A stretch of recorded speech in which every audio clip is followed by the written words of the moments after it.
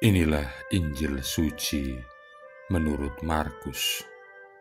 Pada suatu hari Sabat, Yesus berjalan di ladang gandum, dan sementara berjalan, murid-muridnya memetik bulir gandum. Maka kata orang-orang Farisi kepada Yesus, "Lihat, mengapa mereka berbuat sesuatu yang tidak diperbolehkan pada hari Sabat?" Jawab Yesus kepada mereka, "Belum pernahkah kamu baca apa yang dilakukan Daud ketika ia dan para pengiringnya kekurangan dan kelaparan? Tidakkah ia masuk ke dalam rumah Allah waktu Abiatar menjabat sebagai imam agung, lalu makan roti sajian yang tidak boleh dimakan kecuali oleh imam-imam, dan memberikannya juga kepada pengikut-pengikutnya?" Lalu kata Yesus kepada mereka, "Hari Sabat diadakan untuk manusia dan bukan manusia untuk hari Sabat.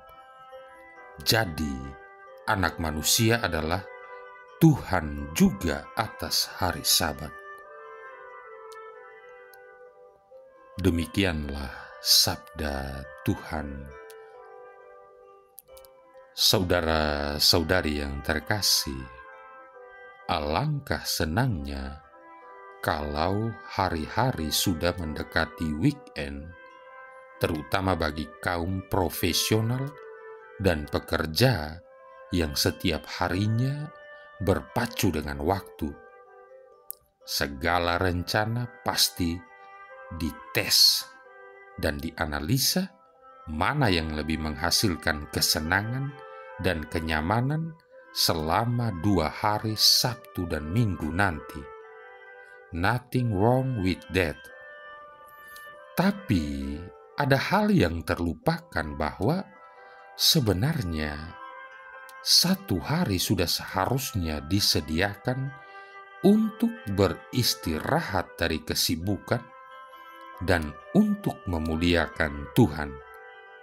Itu sudah ditetapkan sejak zaman penciptaan, di mana Tuhan dipercaya dengan kacamata iman beristirahat di hari ke-7, bukan hari ke-6 dan ke-7. Hari yang khusus digunakan untuk berhenti dari segala kesibukan pekerjaan dan kembali merenungkan kasih dan rahmat Tuhan. Kita justru dapat bonus 2 hari istirahat setiap minggunya.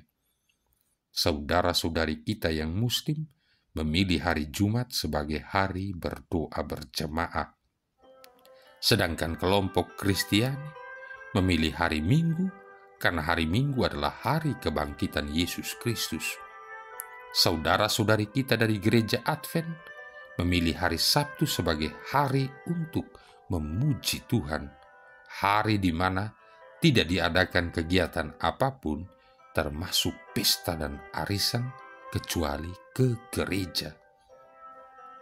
Saudara-saudari yang terkasih, kenyataannya masih banyak dari kita tidak sungguh-sungguh menyisihkan saat-saat memuliakan dan mensyukuri rahmat Tuhan. Tidak semua melaksanakan kewajibannya. Hari Minggu, gereja-gereja juga tidak penuh dengan umat yang datang ke misa seminggu sekali. Lalu apalagi yang dilakukan kalau tidak memanjakan diri sendiri, mengizinkan menikmati hari libur untuk bersenang-senang, dan lupa siapakah yang sesungguhnya menyelenggarakan semua ini bagi hidup kita.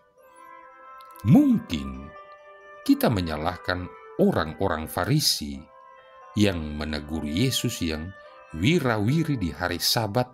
Jelas-jelas Yesus melanggar aturan hari Sabat. Saat Yesus bekerja, kita ikut bekerja. Dan sayangnya sampai sekarang Tuhan tidak pernah berhenti bekerja.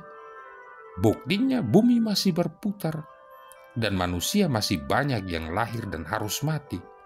Sibuk sekali trafik di surga antara yang harus datang dan yang harus pulang. Doa siapa yang didengarkan?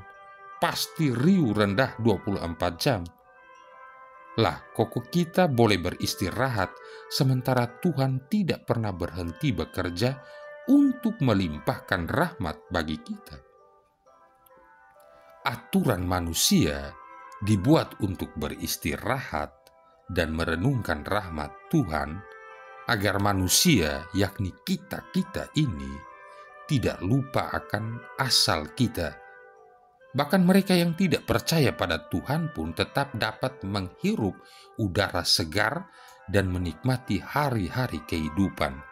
Nah, kalau aturan itu sendiri dilanggar, yang rugi ya kita sendiri.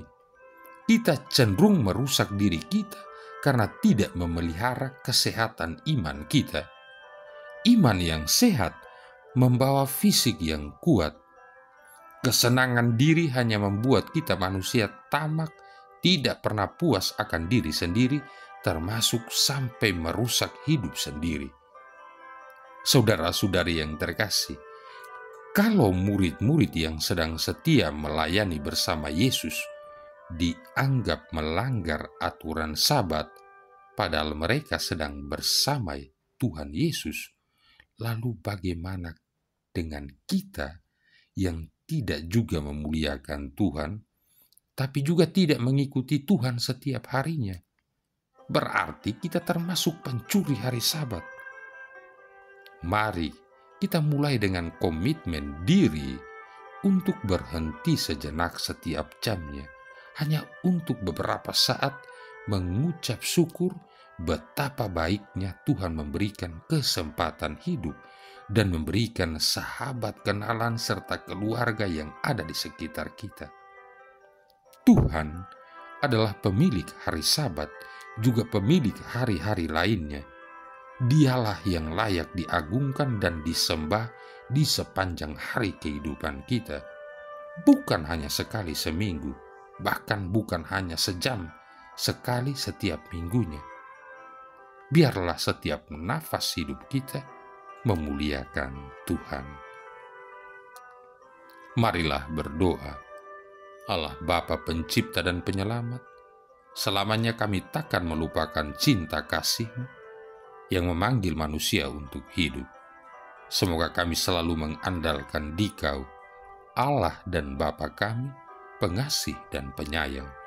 Dengan pengantaran Yesus Kristus Putra-Mu, Tuhan dan pengantara kami, yang bersama dengan Dikau dan Roh Kudus hidup dan berkuasa, satu Allah sepanjang segala masa. Tuhan memberkati kita sekalian, Bapa, Putra, dan Roh Kudus.